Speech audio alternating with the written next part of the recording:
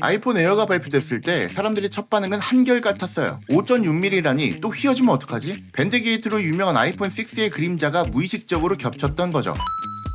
그런데 애플이 내놓은 아이폰 에어는 그 걱정을 훌쩍 뛰어넘었습니다. 공식 발표 스펙에서 티타늄 프레임이 강조됐고 실제 테스트에서도 기대 이상의 내구성을 보여줬죠. 아이폰 에어는 애플이 지금까지 만든 기기 중 가장 얇은 모델로 5.6mm의 두께를 자랑합니다. 얇은 두께에도 불구하고 프레임은 5등급 티타늄이 사용되었죠. 애플 측은 이 프레임이 고광택 미러 피니쉬를 신였고 내부 플래토 구조를 정밀 밀링해서 카메라, 칩, 스피커 등을 집약 배치하면서도 배터리 공간을 최대화했다고 밝혔습니다. 그런데 이건 단지 발표 스펙일 뿐이었어요. 진짜 신뢰는 실제 사용과 테스트에서 나왔습니다. 유명 유튜버인 잭 넬슨은 에어 모델을 강제로 휘는 테스트를 했고 그 결과 충격을 받았다는 반응을 남겼습니다. 실제로 일정 압력 이상에서는 약한 휘미나 소리가 났지만 아이폰 에어는 대부분 원래 상태로 복귀했고 더 강한 압력에는 파손이 났지만 전체적인 구조 변화는 크지 않았죠. 이는 단순히 얇게만 내세운 디자인이 아니라 재질 그리고 구조 설계가 조화를 이룬 결과라는 증거가 되죠. 게다가 이 프레임은 단순 티타늄만 쓰인 게 아닙니다. 애플은 이 티타늄의 80%를 재활용 소재로 구성했다는 발표도 했고 이로써 친환경성도 어느 정도 챙겼다는 평가가 나옵니다. 제품의 전체 무게는 약 165g 수준이며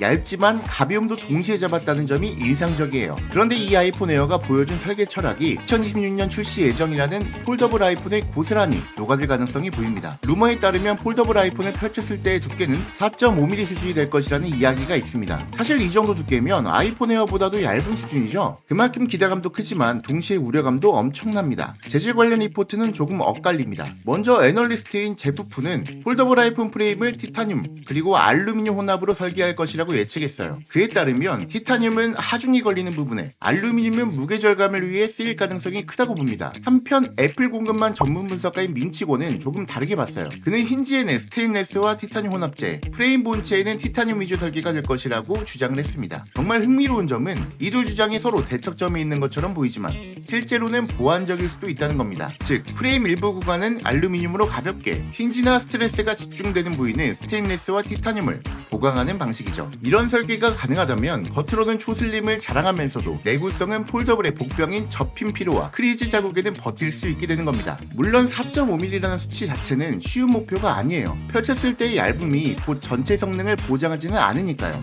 배터리 공간 확보, 디스플레이의 유연성, 힌지의 강성 확보 등 여러 요소의 절충이 반드시 필요합니다. 그래서 실제로 가장 중요한 건 얇음이 아니라 그 얇음을 시간이 흘러도 유지할 수 있느냐는 부분이 돼요. 아이폰 에어가 그 실험의 일종의 예고편이었다면 폴더블은 본편이 될 가능성이 큽니다. 애플이 에어에서 완성한 경량화와 강성의 균형 공식을 이제는 접히는 구조 안으로 확장하려고 하고 있기 때문입니다. 2026년 애플은 이 설계 실험을 어떻게 마무리할까요? 우리가 지켜봐야 할 건 어느 부분에 어떤 금속을 쓰는가, 초슬림과 강성 사이의 균형을 어떻게 잡을 것인가, 그리고 결국 사용자 관점에서도 얇아도 믿고 쓸 수 있는 폴더블이 나올 것이냐 앞으로도 지켜봐야 할 것 같습니다. 여러분은 어떻게 생각하시나요? 얇음, 내구성, 두 마리 토끼는 정말 다 잡을 수 있는 걸까요? 댓글로 의견을 남겨주세요. 다음 영상에서 더욱 신뢰도 높은 테크 정보와 리뷰 영상으로 찾아오겠습니다. 지금까지 야옹의 리뷰노트 야옹이었습니다. 감사합니다.